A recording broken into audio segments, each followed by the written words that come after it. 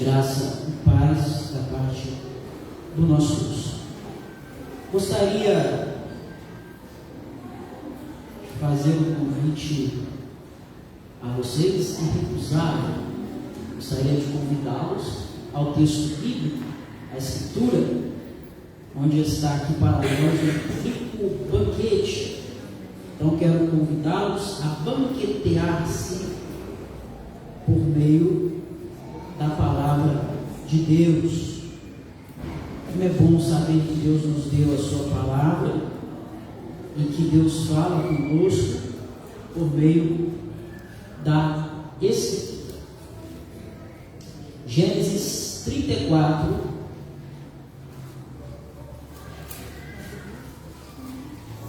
nós vamos ler até o versículo 7.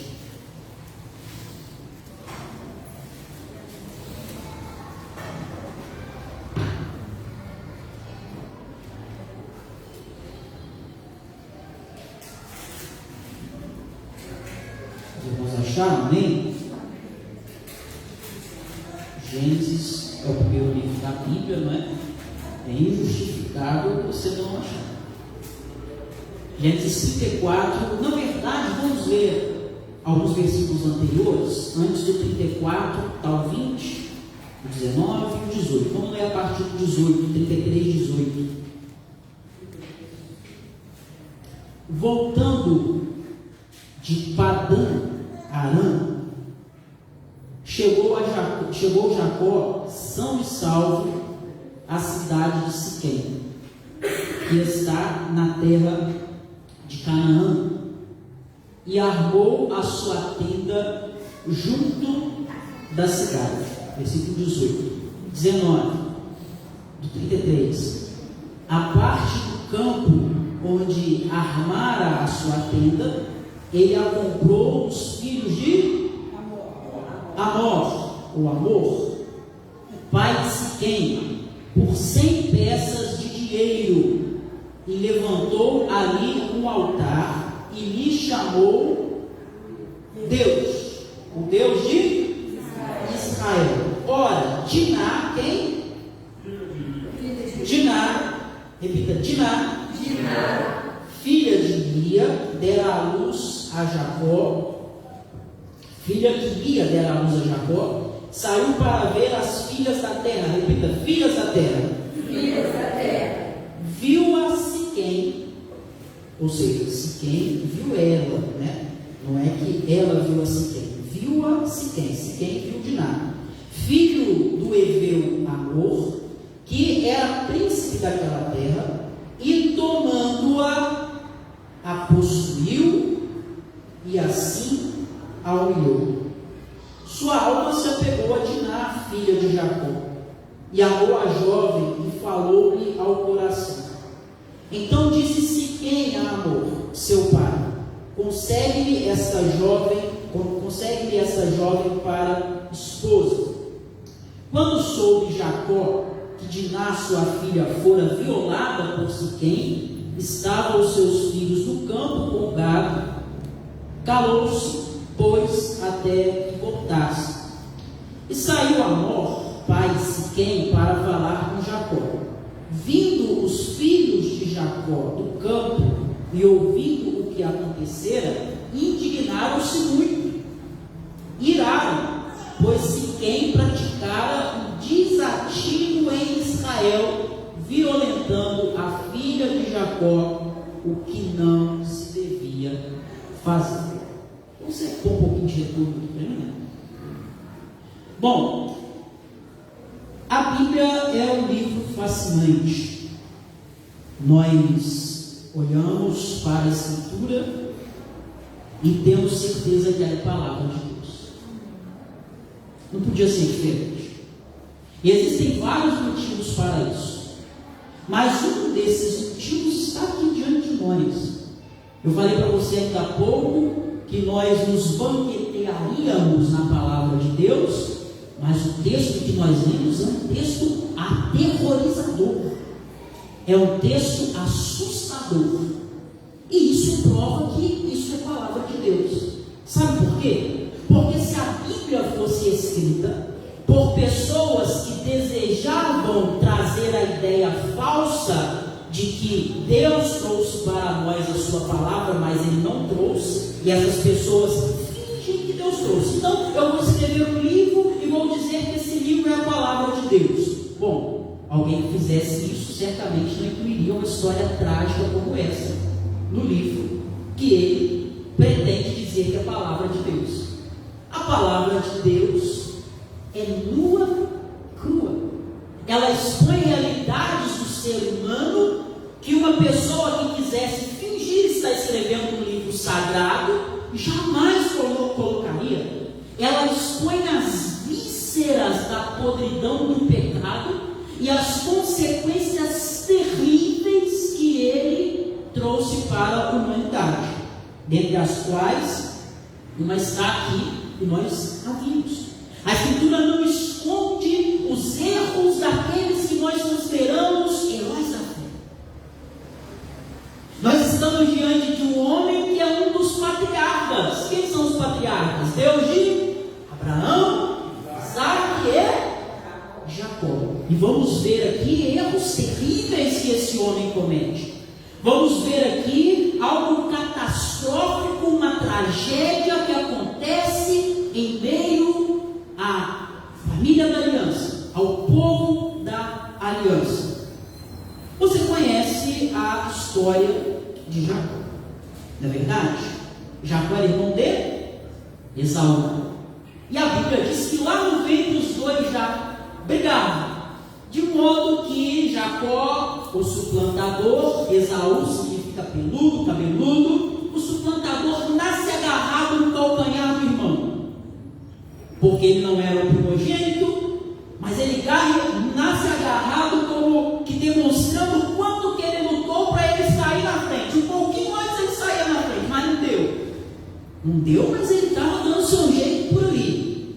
E parece que isso vai ser algo que vai marcar o seu caráter e a sua personalidade, juntamente com a falta de bom senso dos seus pais, porque Jacó é protegido pela sua mãe, enquanto Esaú é protegido pelo seu pai, o que é errado. O pai não pode ter predileção por filho, mas aqui tem, e você vai ver que isso vai seguir várias gerações, essa atitude vai se replicar muito ainda. E então, ele não é o primogênito, e primogênito tinha direitos especiais, mas a mãe dele dá um jeito de fazer ele herdar as bênçãos da primogenitura. O que, ao final das contas, era a vontade de Deus, porque Deus escolheu Jacó e aborreceu a Esaú. Paulo vai confirmar isso lá em Gênesis 9. Você que acha que Deus não pode escolher, que a doutrina da eleição não é bíblica, então se vira com isso.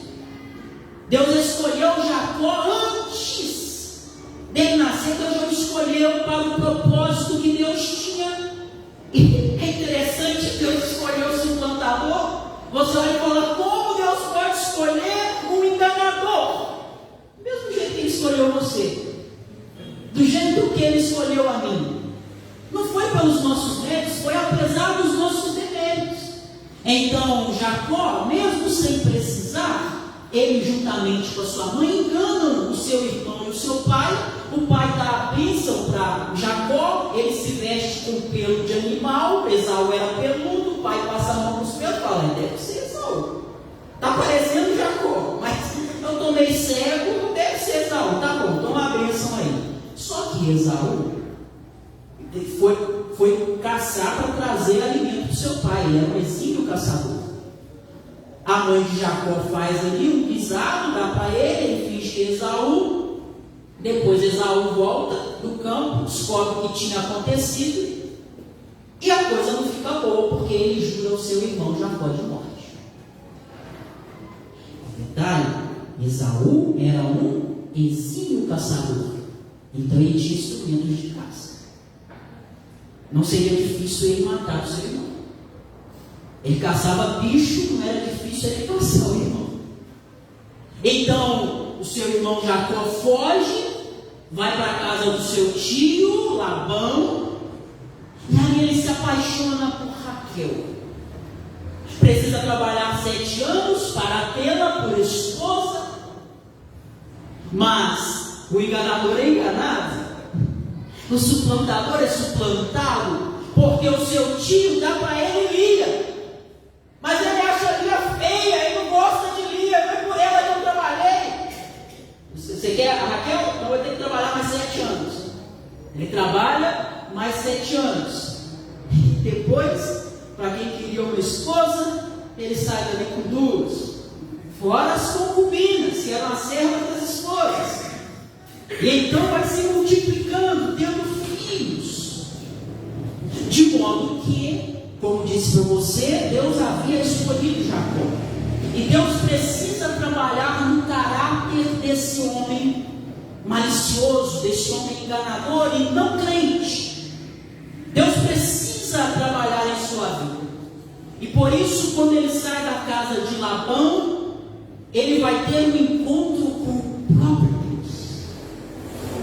Ele luta uma noite inteira no vale de Jaboque. Ele luta com o anjo. E o anjo toca-lhe a perna e ele sai dali mancando. E dali em diante, ele não é mais Jacó, o seu nome é mudado para Israel, porque lutaste como príncipe e prevaleceste. Depois disso ele vai continuar sendo chamado de Jacó por muito tempo, nós vamos ver. Se não me engano, em torno de 27 missões a ele ainda como Jacó. Isso porque Deus ainda está trabalhando no seu caráter e ainda está o aperfeiçoando. Mas esse homem que sai do vale de Jaboque, mancando, que teve um encontro transformador com Deus, confrontador com Deus, ele entende que ele precisa reparar os erros do passado, ele está voltando às suas origens, e no meio do caminho, ele se encontra com quem? Adivinhe? Com seu irmão Esaú. E ele está arrependido, ele demonstra esse arrependimento. Esaú aceita o seu pedido de perdão. Deus age de uma forma linda. Jacó diz que viu Deus no rosto de Esaú, aquele Deus com o qual ele se encontrou anteriormente. Então ele teme Deus tremendamente, se conserta com seu irmão, mas segue o seu caminho. E Esaú, que não era crente, tinha um bando ali que o seguia, um exército, segue o seu caminho também. E aí, Deus havia ordenado Jacó que voltasse para Betel. Isso está no capítulo 31, mantenha a sua Bíblia aberta, versículo 13. Deus tinha ordenado ele voltar para Betel. E quando Jacó, nós vemos aqui, sai de Padã Arã, lembra que nós vemos aí? Sobre Padã Arã. Diná era uma criança que tinha em torno de 7 anos de idade. Jacó não obedece a Deus, ele dá um passo para trás, e esse passo para trás, ele é tanto um passo geográfico, como é um passo espiritual, porque Jacó tinha que ir para lá. Ao invés de seguir em frente, ele dá um passo atrás, geograficamente falando. Ao invés de ir na direção para onde Deus mandara, ele está dando um passo atrás. E esse passo atrás que Jacó dá não é apenas geográfico, mas também é espiritual. Por que é espiritual? Porque ele está rompendo a sua obediência devida a Deus. Você não foi transformado, você não encontrou com Deus, você não quer obedecer a Deus, você não quer andar com Deus, então por que ele mandou você ir para lá, mas você está voltando?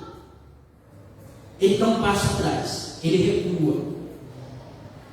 E então, ele vai para Sucote. Ali nesse lugar, ele constrói um abrigo para os gados, e ele constrói uma casa. Bom, mas ele não deveria construir uma casa? Não. Claro que não. Por que não? Porque ele era nômade. Ele não tinha lugar certo ali, ele não deveria morar ali. E o nômade constrói tenda.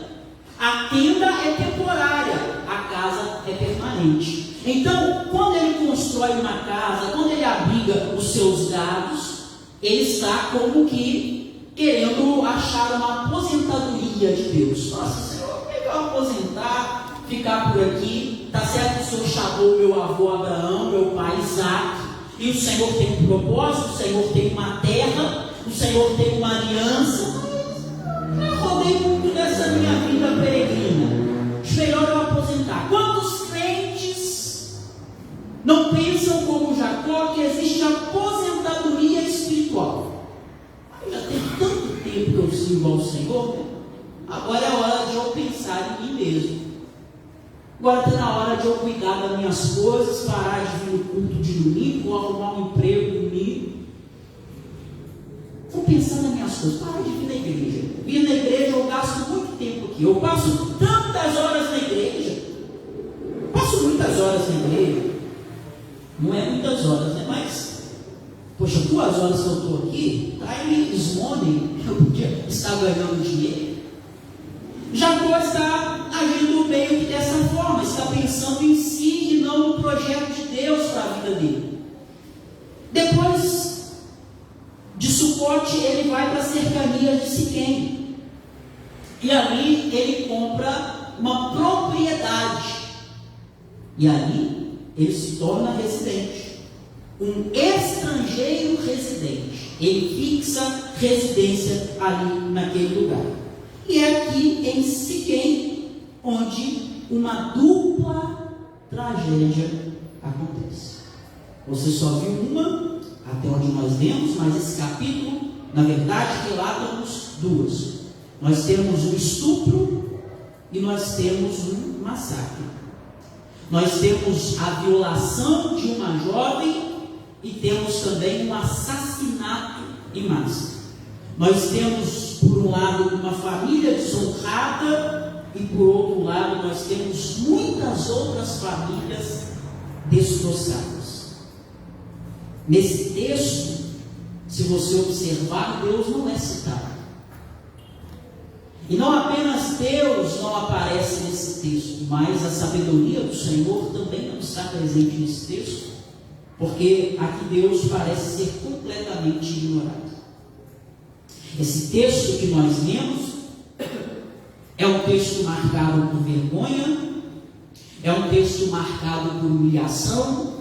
O texto onde Deus não está presente é um texto marcado por desonra. O texto onde Deus não aparece é um texto marcado por violência. O texto onde o nome de Deus não aparece é marcado por sequestro, por traição, por vingança e por assassinato.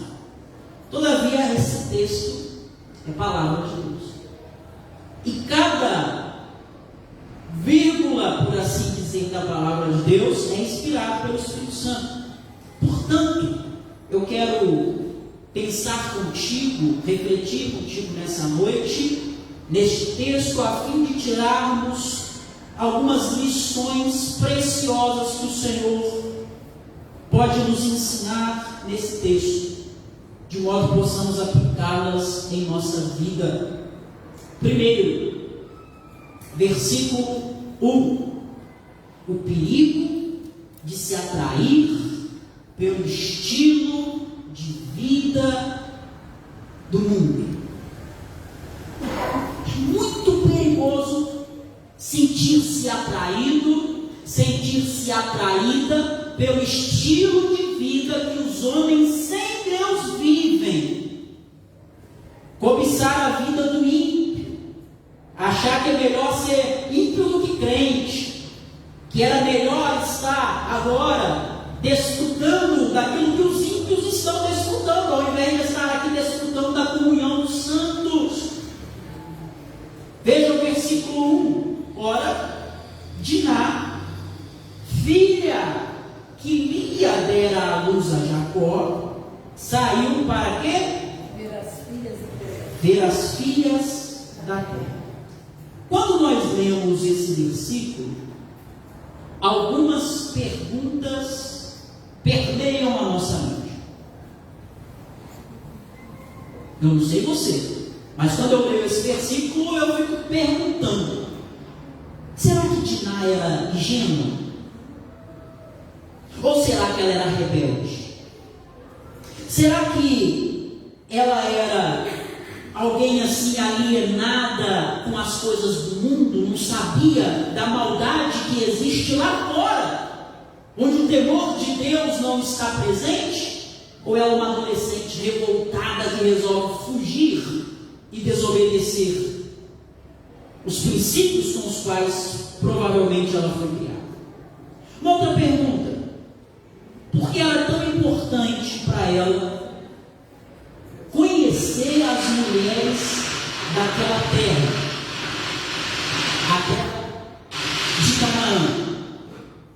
Por que era importante para ela conhecer aquelas mulheres? Terceira pergunta que nós nos fazemos diante desse texto.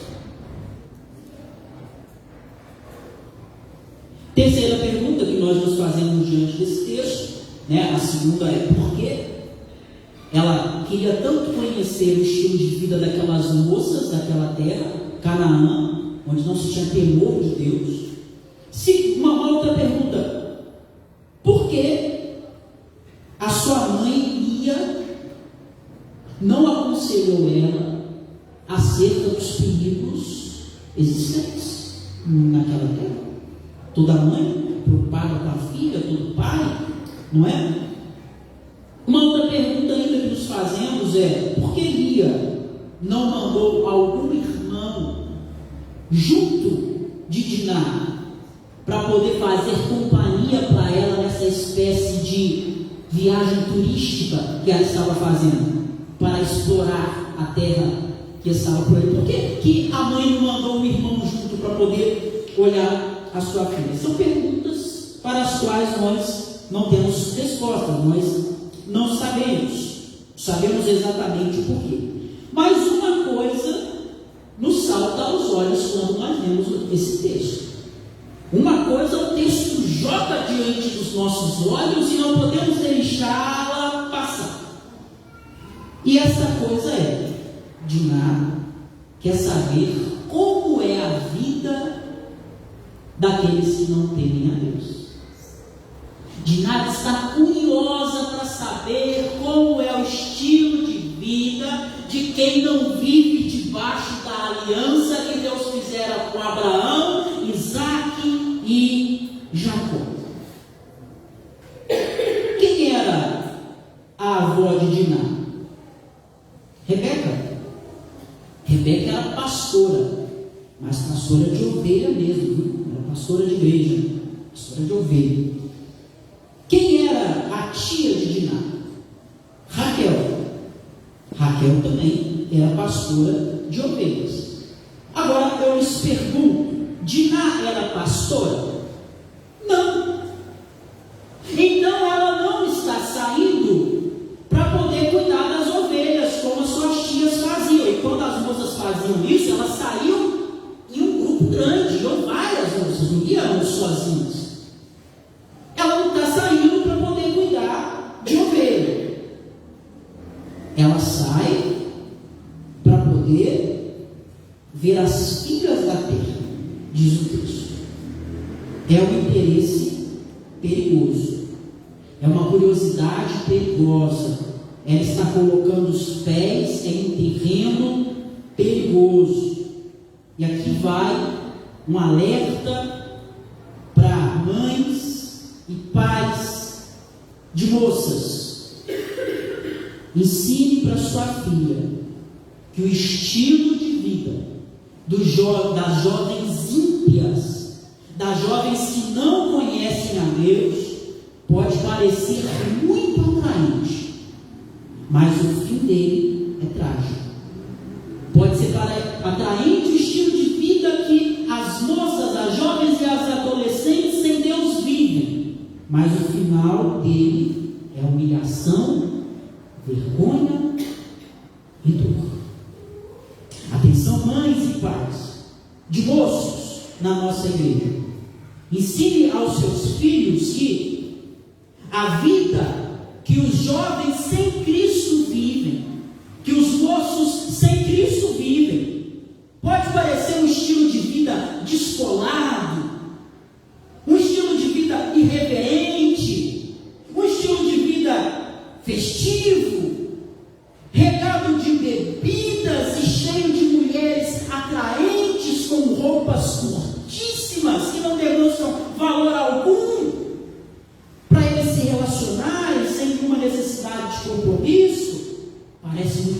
nesse caminho, mas o fim desse caminho, a exemplo dos filhos de Siquém, é morte. É morte. Segundo perigo que esse texto nos mostra, eu acredito, seja o perigo de desviar os nossos olhos do Salvador. Versículo 2. Como nós dissemos, Jacó faz parte da aliança que Deus havia feito. Ele é um dos grandes patriarcas. A partir de Jacó vão se formar as 12 tribos de Israel. E de uma dessas tribos vem Jesus, o nosso Salvador. Quando Jacó faz a sua casa, se muda, se torna residente em um lugar diferente do lugar para o qual Deus o mandou, ele está tirando os olhos da promessa, da aliança que Deus havia feito ainda com o seu avô. Ele está se desviando do caminho e, por assim dizer, por extensão, ele está tirando os seus olhos do Salvador. E Jacó é alguém muito importante na história da redenção, mas ele tira os olhos da promessa. E observe que, mesmo Jacó sendo uma peça-chave de Deus na história da redenção, Deus não livra de passar por essa terrível situação. Eu acredito que isso mostra para nós que, ao contrário do que a teologia triunfalista que tem varrido os púlpitos evangélicos contemporâneos mostra, crente não é blindado de sofrimento.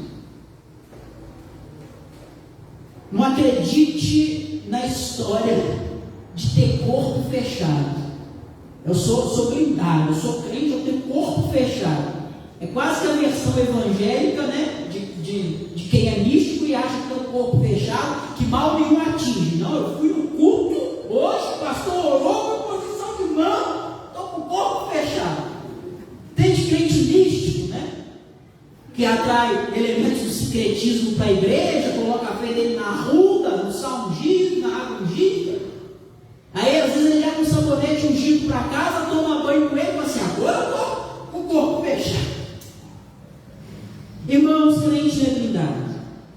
Crente não está isento de sofrimento debaixo do sol só porque ele é crente. Crente também chora a dor do luto. Crente também está sujeito a bala perdida. Crente também contrai doenças sérias e por vezes incuráveis. Crente também sofre crises financeiras. Não é só uma questão de dar a sua semente no culto da prosperidade. Não, crente passa por dificuldade financeira, passa por privação, experimenta momentos de angústia. Veja o versículo 2. É um dos versículos mais tristes do livro de Gênesis. Viu-a Siquém, ou seja, Siquém viu de nada, filho do heveu Amor, que era príncipe daquela terra, e tomando-a, a possuiu e assim a humilhou.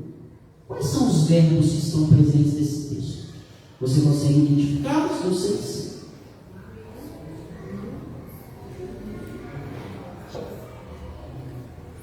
Existem 4 verbos aqui: viu, tomou, possuiu e humilhou.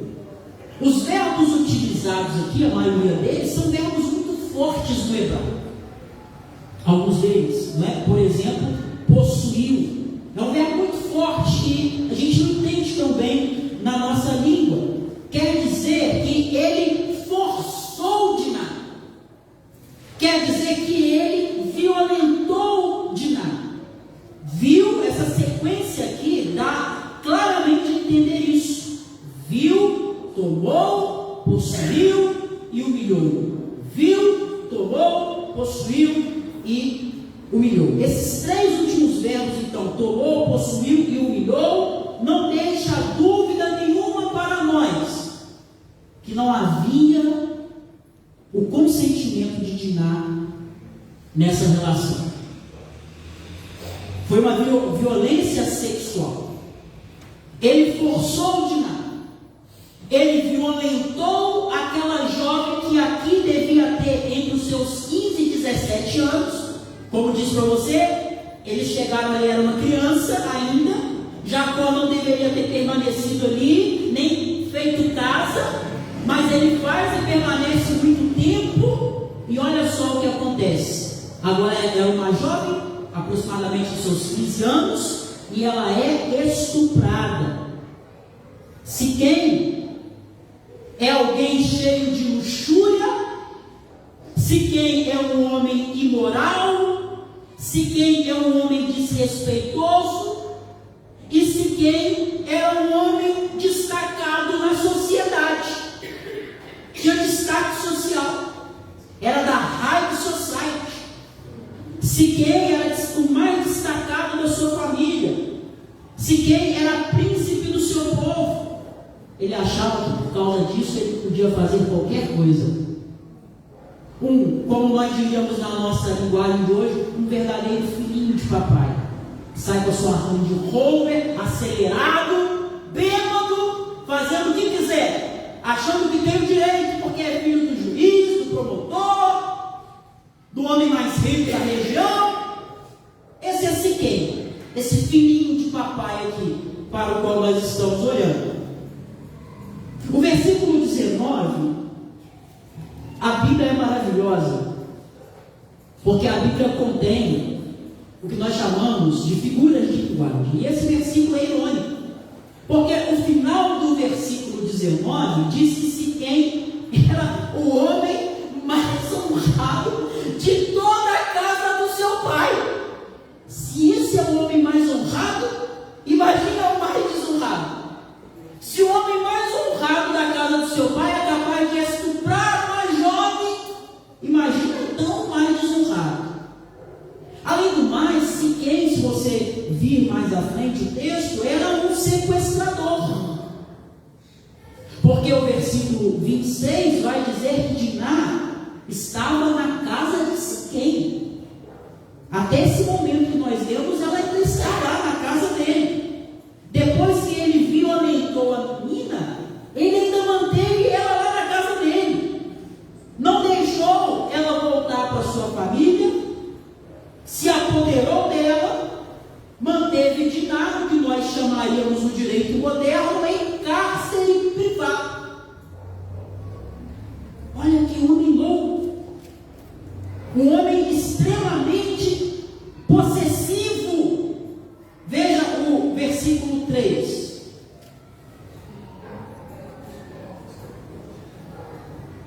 Sua alma se apegou a Diná, filha de Jacó, e amou a jovem, e falou-lhe ao coração.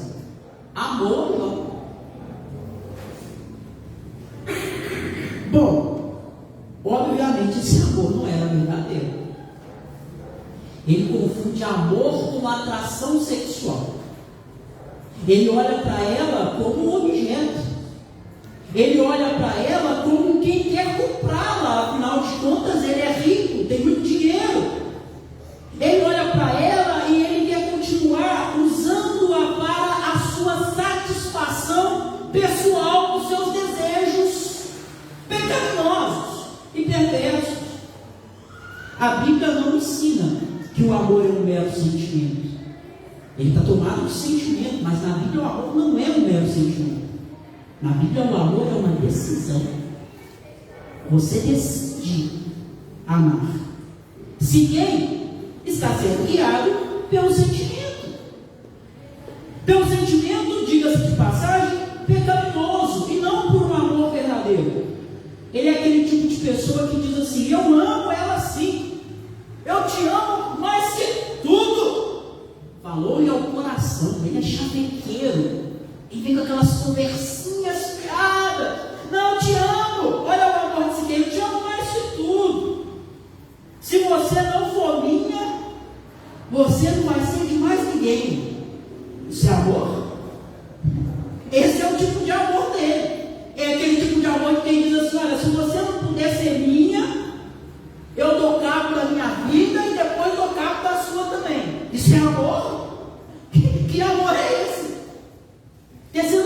perigo que nós somos alertados neste texto é o perigo de sermos negligentes na condução da nossa família.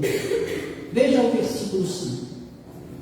Quando Jacó soube que Diná, sua filha, fora violada por Siquém, estavam seus filhos no campo com gado, calou-se, pois até que voltasse. Dá para acreditar no que nós acabamos de ver? Você consegue acreditar nisso? A filha é violentada e o que Jacó faz? Se cala, ficou calado. Talvez Jacó não amasse tanto Diná, por mais triste que seja essa possibilidade, ela existe, porque Diná era filha dele com Lia e não com Raquel. Ele sempre demonstrou preferência por Raquel. Ele sempre mostrou predileção por um filho, assim como aconteceu na história dele e do seu irmão. Cada um tinha o seu preferido. Ele também tinha um preferido. Os filhos preferidos dele eram os filhos dele com Raquel, especialmente quem que era o xodózinho dele? José. Tinha predileção de filho. E isso, obviamente, era algo, e é algo errado. Mas, não bastando ele demonstrar predileção por um filho em detrimento dos outros, por uma esposa em detrimento das outras, ele vai esboçar nenhuma reação diante do que aconteceu com a sua filha. Isso é inacreditável. Isso é inconcebível. Eu pergunto aos pais presentes aqui: você conseguiria ficar calado se isso acontecesse com a sua filha? Atribui-se a Martin Luther King a frase: o que me preocupa não é o grito dos maus, mas o silêncio dos bons. Meus irmãos, nós temos perdido a capacidade de nos indignar com a maldade. Nós temos perdido a capacidade de nos indignar com o pecado. Nós nos acostumamos com ele. Se torna algo corriqueiro. Nós temos perdido a capacidade de nos indignar com a injustiça.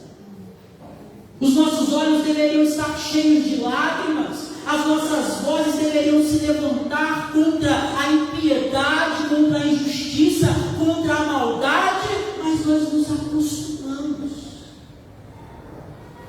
Como um pai que a sua filha começou a fazer veterinária e assim que ela vai lidar com os animais, ela volta: pai, quero sair, quero desistir, não vou mais ser veterinária. Por que, minha filha? Não, muito ruim aquele cheiro de bicho, de esterco, de urina, de animal. Isso não é para mim. Passa um mês e ele falou assim: e aí, minha filha, vai sair? Não, pai, não vou não, mais um cheiro. Não, já acostumei. Isso que acontece com a gente às vezes. A gente vai conviver em meio a uma sociedade putrefata, apodrecida, que fede no que diz respeito aos seus princípios, valores, costumes, e ao invés de nos opor àquilo que é mal, nós nos acostumamos e começamos a cheirar aquele odor com a maior naturalidade. Temos acostumado com os valores da nossa sociedade. Homens e mulheres sem Deus é que tem determinado ultimamente para muitos de nós o que é bom e o que é mal. Os filósofos conhecidos aí, né, tem 3, 4 países que são conhecidos, existem crentes que seguiam mais por eles do que pela Escritura. São homens e mulheres sem Deus que têm ditado para muitos crentes o que é justo e o que é injusto.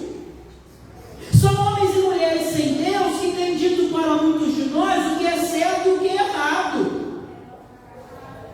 É triste que muitas das vezes os nossos filhos sejam ensinados por homens e mulheres ímpios, que ensinam para os seus filhos os valores que eles vão carregar pelo resto das suas vidas, que ensinam para os seus filhos a ética que eles deveriam aprender no lar, que ensinam para os seus filhos os valores que eles deveriam aprender na Escritura Sagrada. A TV aberta ensina os princípios e os valores para a nossa família quando nós deixamos. O YouTube ensina os princípios e os valores que vão reger a sua família. Os influenciadores, influencers, ensinam para os seus filhos princípios e valores que eles devem seguir. Os jornalistas, por vezes enviesados em pensamentos que são completamente contrários à Escritura, porque se baseiam em ideologias que não têm respaldo nenhum bíblico, é que tem educado muitas famílias nas nossas igrejas. O que eles ensinam à nossa família? Ensinam que o que antes era repelido, hoje deve ser abraçado. O que eles ensinam às nossas famílias? Ensinam que o que antes era vergonhoso, hoje deve ser aplaudido. Ensinam que o que antes era desonroso, hoje deve ser motivo de orgulho. E eu te pergunto, mãe e pai de família, até quando você vai se calar enquanto o mal entra na sua casa e procura destruir a sua família? Até quando você vai achar normal a relativização dos valores chegar dentro da sua casa e conquistar espaço no coraçãozinho e na mentezinha dos seus filhos? Você precisa se levantar e agir hoje. Amanhã pode ser muito tarde. Antigamente, a mãe e o pai não aceitavam o namorado dormir em casa. Hoje em dia a gente ouve mães que falam assim: olha, é melhor eles fazerem sexo aqui dentro de casa com segurança do que lá fora onde eles podem correr risco. O importante é se prevenir. Está com preservativo aí? Está tranquilo. Ouvimos isso às vezes de pais cristãos. Sim. Como eu disse ainda há pouco, você não pode fazer como Jacó. Você precisa se levantar e agir hoje. Amanhã pode ser muito tarde. Foi tarde para Jacó. Foi assim que aconteceu na história de Jacó. Ele podia ter obedecido a Deus e não ter ido para aquela terra, mas para a terra que o Senhor mandou. E nada disso teria acontecido. Mas ele não obedece. Ele podia ter cuidado previamente da sua filha, instruindo, amando, cuidando, acompanhando de perto, olhando as companhias, olhando as amizades, aonde ela ia, conversando com ela, procurando entender o que se passava no seu coraçãozinho. E se ele tivesse feito assim, o estupro não teria acontecido. Mas agora era tarde demais. Mas ele, ainda nessa situação, poderia ter feito algo que impediria que algo ainda pior acontecesse. O que ele podia fazer? Ele podia tomar uma atitude assim que ele soube que a sua filha foi violentada. Ele podia ter tomado uma atitude naquela mesma hora. Mas ele fica em silêncio. E porque ele fica em silêncio, porque ele não age, porque ele está sentado na cadeira da ociosidade, porque ele é negligente com o seu lar, algo pior ainda vai acontecer. Essa postura de Jacó, a bem da verdade, eu preciso dizer, divide os estudiosos. Existem comentaristas, teólogos, que acreditam que o silêncio de Jacó não foi uma negligência dele, que ele estava em silêncio por uma questão de consultar a Deus, de esperar em Deus. Mas a pergunta é: se Jacó não está sendo negligente, como esses estudiosos imaginam, parte dos estudiosos imaginam, então nós teríamos que ler algo diferente nesse texto. Pelo menos duas coisas teriam que estar registradas nesse texto. Se Jacó não foi negligente, pelo menos uma dessas duas coisas a gente teria que ler nesse texto. Primeiro, nós teríamos que ler aqui algo parecido com isso daqui, ó. Saiu Jacó e foi ter com seus filhos no campo. Expôs-lhes o que aconteceu com sua filha Diná. Saiu, pois, Jacó e os seus filhos em direção à casa de Siquém e foram buscar a Diná. Não era esperado que lêssemos isso no texto, se ele não estivesse sendo negligente? Ou então, se ele não fosse negligente, se ele fez isso por questão de oração, nós deveríamos ler aqui o seguinte: então, quando soube disso, rasgou Jacó as suas vestes, lançou-se por terra e vestiu-se de pano de saco e não se alimentou por vários dias. Não é? Não faria sentido lermos isso? Porque isso era sinal de quebrantamento, de tristeza. Quando alguém estava vivendo uma situação como a de Jacó, não lembra de Jó, por exemplo? Era a primeira coisa que eles faziam. Mas não, está claro no texto que ele foi relapso, que ele foi negligente, que ele abandonou os cuidados que ele deveria ter com a sua família e com a sua filha. Atenção, homens da nossa igreja, irmãos, sacerdotes do lar, como você tem cuidado da sua família? Qual nível de atenção você tem dispensado aos seus filhos? Não pense que você pode substituir presentes por presença. Você precisa estar perto, você precisa acompanhar, você precisa ser líder do seu lar. Nada disso que eu citei aqui, que nós poderíamos ler, se Jacó não tivesse negligente, nada disso acontece. Parece que ele realmente perdeu a capacidade de se indignar com a maldade. Ele não lidera a sua família, ele não aponta a direção para os seus filhos, do que deveria ser a vontade de Deus naquela circunstância, ele não age como sacerdote do lar, ele não toma uma ação. Ao invés de ir procurar amor e Siquém para poder questioná-los, o que aconteceu é o oposto. Olha que loucura! Ao invés de ele tirar satisfação porque a filha dele foi abusada, na verdade é o pai do abusador e o abusador que vem até ele para poder determinar os termos da negociação. Está no versículo 6. Versículo 7. A alma do meu filho. Vamos ler o 6 também. Vamos ler o 7. A alma do meu filho está enamorada fortemente pela sua filha. O menino está apaixonado, rapaz. Olha que beleza, a beleza do amor. Entrega ela para poder ser esposa dele. Versículo 9. Vamos ser parentes. Vamos dar as nossas filhas para vocês e vocês dão as filhas de vocês para nós.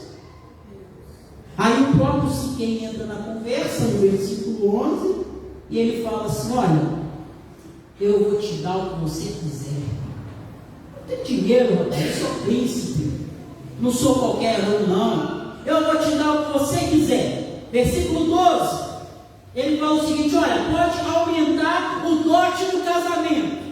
Pede mais, pede o quanto você quiser, não pede pouco não, pede muito. Aumenta o dote, que eu quero ela como esposa. Essa proposta, obviamente, não poderia ser aceita, porque contrariaria o que Deus instruiu sempre, desde Abraão. que o povo que Deus está levantando e construindo a partir de Abraão não deveria se misturar com os outros povos.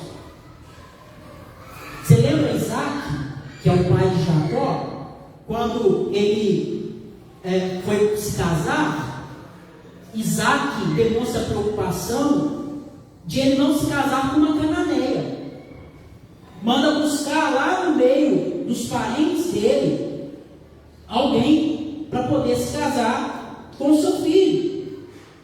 Então, isso não poderia acontecer. Esaú também, nós vemos o descontentamento dos seus pais por causa disso. Porque Isaac e Rebeca, eles vão demonstrar que eles ficaram desagradados pelo fato de que Esaú se casou com cananeias. E esse povo aqui não era diferente. Então, não tinha nenhuma possibilidade disso acontecer. O que eles estavam propondo ali para Jacó e para os irmãos de Jacó, não tinha nenhuma possibilidade de acontecer. Mas, o que Jacó faz nesse momento? Agora ele tem uma atitude, como sacerdote lá. Agora ele se levanta, se coloca de pé. Sim? Não. Ele continua agindo de modo completamente negligente, não toma atitude. Então, já que ele não toma atitude, os filhos dele tomam atitude.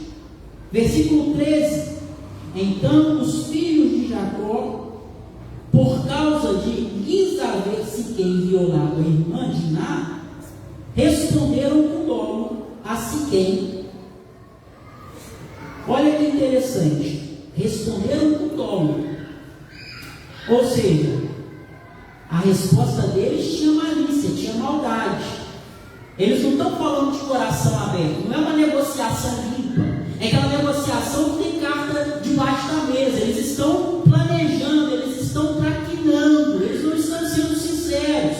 Responderam com dolo a Siquém e a seu pai Hamor e lhes disseram, 14: não podemos fazer isso da nossa irmã a um homem circunciso, porque isso seria ignomínia. Ok? Agora vem. Sob uma única condição permitiremos que vos torneis como nós, circuncidando-se todo macho entre vós. Então vos daremos nossas filhas, tomaremos para nós as vossas, habitaremos convosco e seremos um só povo. Vamos dar as mãos, somos um só povo. Se porém, versículo 15, não ouvirdes e não nos circuncidardes, tomaremos a nossa filha e nos retiraremos embora. Então não era verdade isso acontecer, até mesmo porque não bastava apenas a circuncisão para eles fazerem parte do povo de Deus. Então os filhos de Jacó estão mentindo, os filhos de Jacó estão sendo ardilosos, os filhos de Jacó estão sendo maliciosos, os filhos de Jacó estão sendo covardes. Já que eles não têm condição de ganhar de forma limpa, eles pensam: opa, vamos jogar sujo. No mundo só tem duas categorias de pessoas, os espertos e os otários. Eles estão achando que são mais espertos do que nós, mas vamos mostrar para eles quem são os espertos aqui. Vamos mostrar para eles quem é que manda. E eles colocam esse plano ardiloso em ação. Veja a partir do versículo 25. Ao terceiro dia, quando os homens sentiam mais forte a dor, por que não no primeiro, por que não no segundo? Eles estavam acostumados com a circuncisão, não tinha anestesia na época, eles sabiam que o terceiro dia era o pior dia. Imagina, uma microcirurgia sem os instrumentos que nós temos hoje, no mínimo ia dar febre, com certeza. No terceiro dia, os homens estavam doloridos, estavam provavelmente febris, e aí tomaram cada um a sua espada, entraram inesperadamente na cidade e mataram todos os homens. 26. Passaram também a fio da espada Hamor e seu filho Siquém, sobrevieram os filhos de Jacó aos mortos e saquearam a cidade, porque sua irmã fora violada. Levaram deles os rebanhos, os bois, os jumentos e o que havia na cidade do campo, todos os seus bens e todos os seus meninos e as suas mulheres levaram cativos e pilharam tudo o que havia na casa. Irmãos, isso não foi justiça, isso foi vingança. Isso, se Siquém teve uma atitude covarde violentando aquela jovem, o que eles fizeram não foi diferente. Não se repara um erro com um outro erro, não é isso que a Escritura nos ensina. Um erro não corrige o outro. Deus não nos autoriza a sermos justiceiros. Se por um lado nós não devemos nos conformar com a injustiça, por outro lado nós não devemos fazê-la com as nossas próprias mãos. Não foi uma atitude proporcional ao que o que havia sido feito com a irmã deles, excedeu e excedeu em muito. Primeiro, porque eles usaram algo sagrado para alcançar objetivos pecaminosos. Não, você tem que se circuncidar, você vai ser povo de Deus. Eles usam algo que Deus estabeleceu para cometer um assassinato. Olha que loucura! Não diferente dos nossos dias, onde muitos usam as coisas sagradas para alcançar os seus próprios objetivos. É isso que esses homens estão fazendo. Eles não lavaram a honra da sua irmã, eles cometeram um crime doloso. Eles não mataram por justiça, eles não mataram por legítima defesa ou por disputa territorial. Eles cometeram um assassinato, o que é muito diferente. Quantos homens estavam ali na cidade que não tinham nada a ver com a atitude de Siquém? É justo? Siquém toma uma atitude errada e todos os homens, talvez alguns homens ali fossem homens de bem, e eles morrem por causa do erro de Siquém. Quantas mulheres não ficaram sem seus maridos injustamente? Quantos filhos não ficaram sem os seus pais porque os seus pais foram assassinados por pessoas que deveriam ser consideradas pessoas de Deus?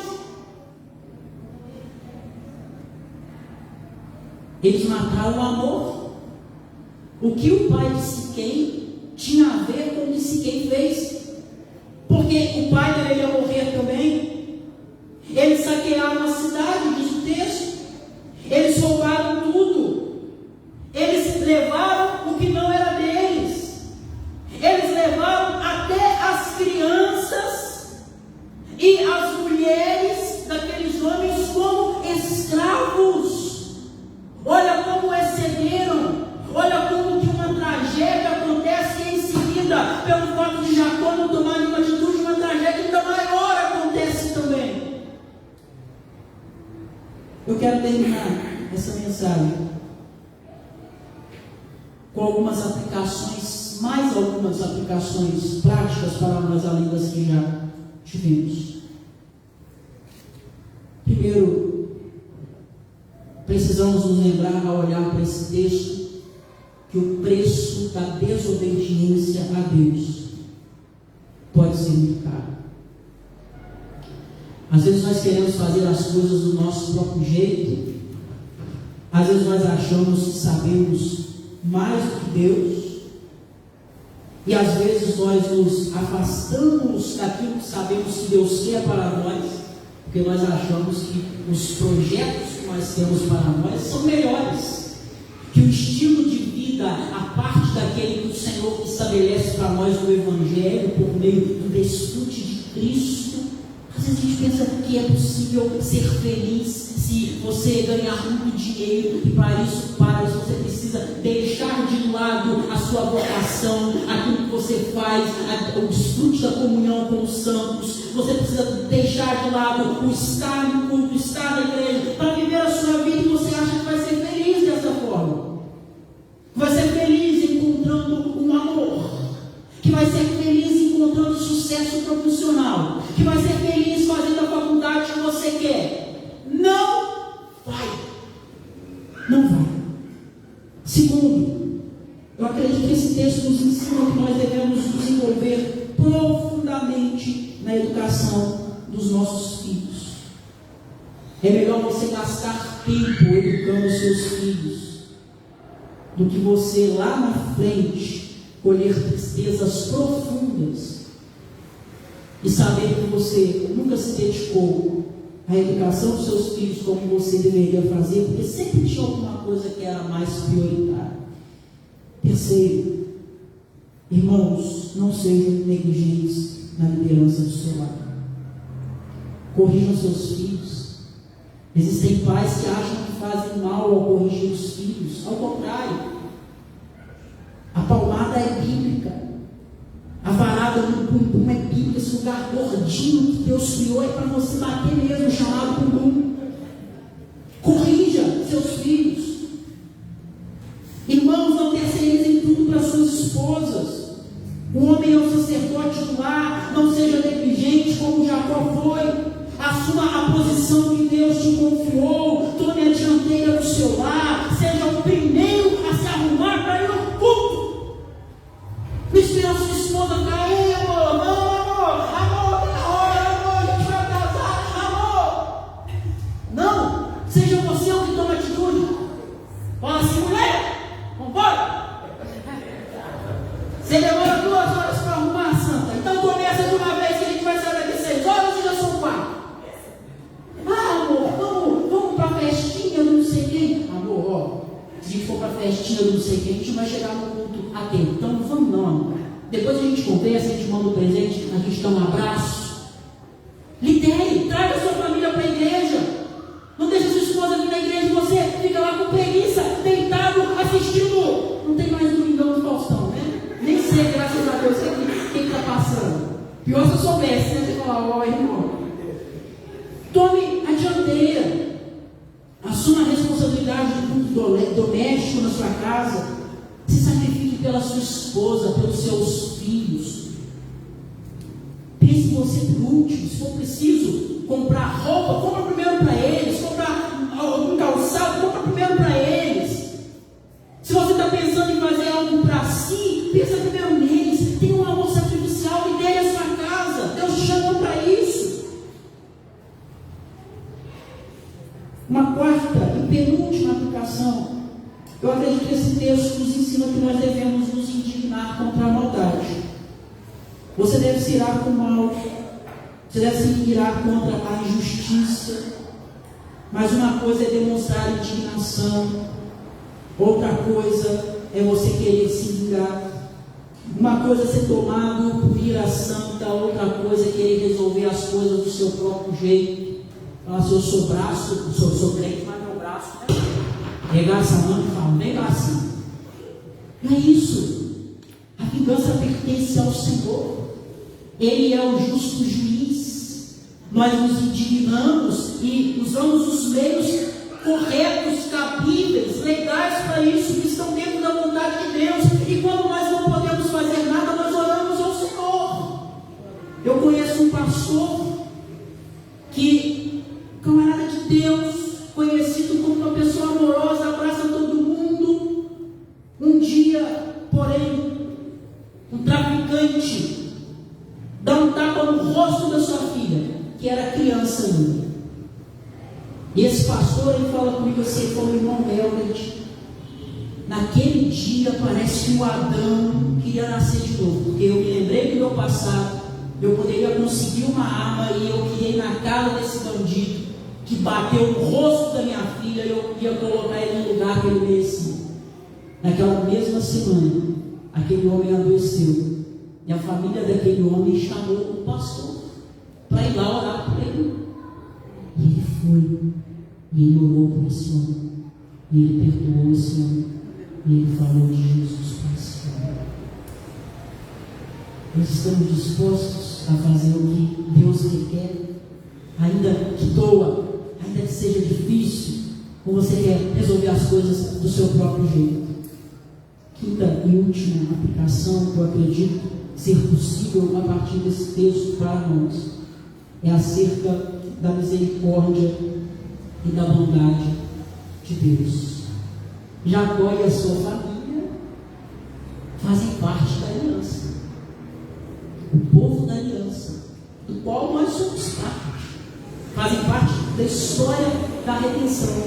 Aí a gente imagina que a família que vai fazer parte da história da redenção é uma família toda bonitinha, funcional, fofinha, onde tudo acontece da melhor maneira possível, todo mundo muito crente, todo mundo muito de Deus, todo mundo muito santo, todo mundo muito consagrado. Aquela família perfeita, as filhas vestidas com vestidinho lindo, os meninos de gravatinha, todo mundo assentado assim na mesa, corretamente, com talher certinho, tudo certinho, bonitinho. Só que não.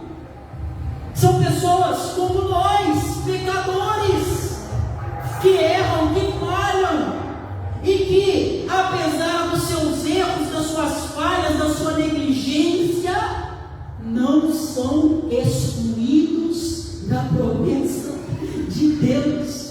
Olha isso.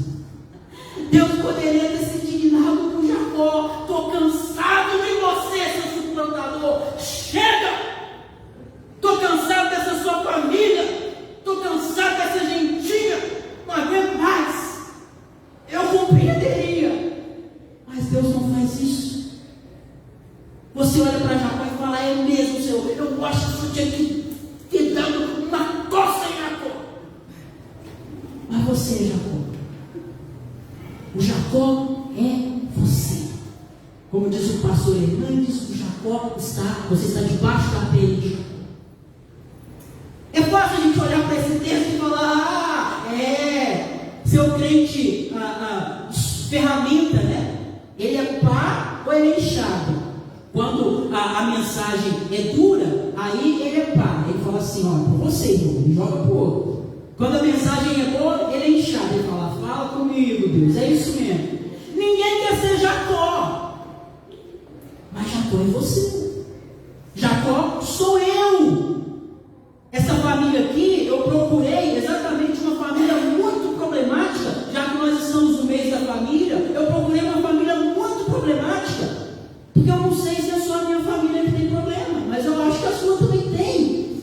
Mas olha isso. Deus agindo de modo restaurador, de modo gracioso, de modo que nós ficamos boquiabertos e falamos assim: a salvação, a redenção só pode ser pela graça, porque se depender do homem, nós estamos perdidos. Imagine se Deus tivesse deixado a sua salvação confiada a si mesmo. Deus fala assim: está aqui, ó, a partir de agora a salvação não é mais pela graça, não, pela obra. Administra aí. Era inferno na mesma hora.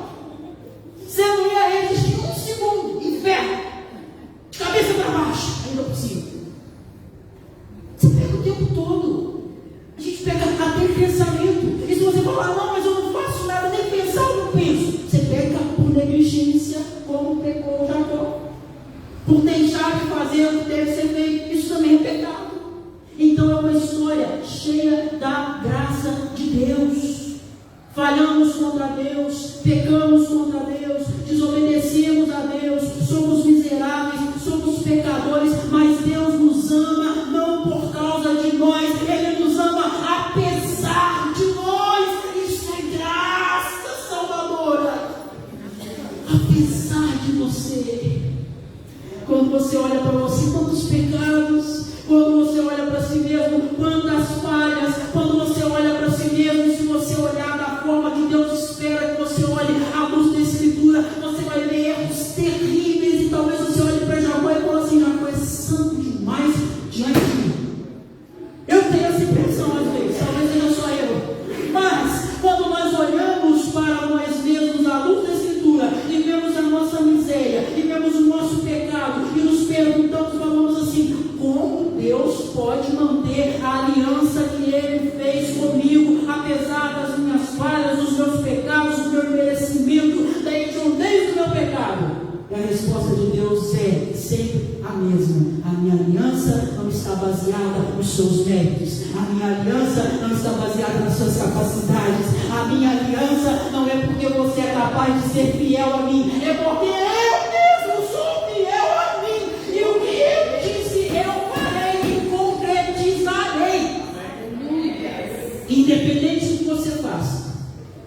Ah, irmão, então eu vou pecar à vontade a partir de hoje. Vai lá, vai lá. Se você é eleito de Deus, se você é salvo, se você participa da aliança, do povo da aliança, eu te garanto, você vai ser salvo. Você vai ir até o final. Deus vai fazer você chegar lá. Mas, olha o preço da desobediência de Jacó. As consequências terríveis que trouxe para a vida dele. Desobedecer a Deus é um caminho perigoso, mesmo para os eleitos de Deus. Vamos orar? Coloque-se de pé, você pode. Eu quero te convidar nessa hora a examinar o seu coração. Eu quero te convidar nessa hora a pensar naquilo que você pode estar não somente fazendo, mas deixando de fazer, e que você sabe que não é a vontade de Deus. Eu quero te convidar também, nesse momento, a orar pela sua família, a orar pelo seu lar, a orar pelos seus filhos, e a assumir no seu lar a posição que Deus espera que você tenha, caso você ainda não tenha assumido. E se você assumiu essa posição, orar para que Deus mantenha você firme, não para que você se glorie nisso, mas para que Deus seja glorificado na sua vida. Senhor, nós oramos a Ti nesse momento, Pai, e nós olhamos para nós mesmos e vemos-nos como Jacó. Não poucas vezes nós desobedecemos o Senhor, a Tua vontade, e às vezes Jacó passou anos insensível à Tua vontade, ao Teu direcionamento, à necessidade de seguir a Tua instrução. Quantas vezes nós também nos tornamos endurecidos, insensíveis, Senhor? Às vezes nós passamos tempos sem orar, às vezes nós passamos tempos sem ler a Bíblia, às vezes nós passamos tempos sem vir à igreja, às vezes nós passamos tempos sem participar da ceia. Às vezes, Senhor, nós nos distanciamos dos Teus propósitos e da Tua vontade para nós. E às vezes não percebemos como que isso pode ser perigoso para as nossas vidas espirituais. Há um inimigo que anda ao nosso derredor, bramindo como um leão, e se não fosse a Tua misericórdia, ele já teria sido andado conosco, Senhor. Se não fosse a intercessão de Jesus, ele já teria nos devorado por inteiro, Senhor. Essa vida não é um parque de diversões, não é uma Disneylândia. Essa vida não é um parquinho de diversão, mas é um campo renhido de batalhas. E nós precisamos tomar a postura para a qual o Senhor nos chamou. Nós precisamos agir como o Senhor espera que nós hajamos, Senhor. Nós precisamos ser no nosso lar coluna. Precisamos nos posicionar. Precisamos, Senhor, falar para os nossos entes do temor do Senhor. Os nossos filhos precisam ser ensinados no temor do Senhor. Precisam compreender a verdade do Senhor. Precisam entender que o Senhor é aquele que deve ser temido acima de tudo e de todos, Senhor. Ajuda, ó Deus, as mães e os pais da nossa igreja na condução dos seus filhos, para que eles sejam exemplos, Senhor. Guarda os filhos, meu Pai, guarda as crianças, guarda os adolescentes, guarda os jovens do assédio do mundo, Senhor, que parece tão atraente, que parece tão desejável, mas sabemos que ao final é caminho de morte. Senhor, dê sabedoria para essa mãe, dê sabedoria para esse pai, para instruir o filho na presença do Senhor. Deus, nós oramos a Ti nessa noite também. Ó Pai querido, ajuda, Senhor, ajuda-nos no nosso lar, em meio aos nossos familiares, e também a descansarmos na Tua graça, Senhor, naquilo que o Senhor tem feito por nós, na Tua misericórdia nas nossas vidas. Às vezes nós nos vemos tão incapazes de fazer aquilo que nós deveríamos, Senhor. Às vezes nós percebemos o peso da responsabilidade que tem sobre nós, mas não temos capacidade de administrar aquilo que deveríamos. Ajuda-nos, Senhor, porque em Ti nós confiamos. Nos ajuda a descansar no Senhor. Em nome de Jesus. Amém.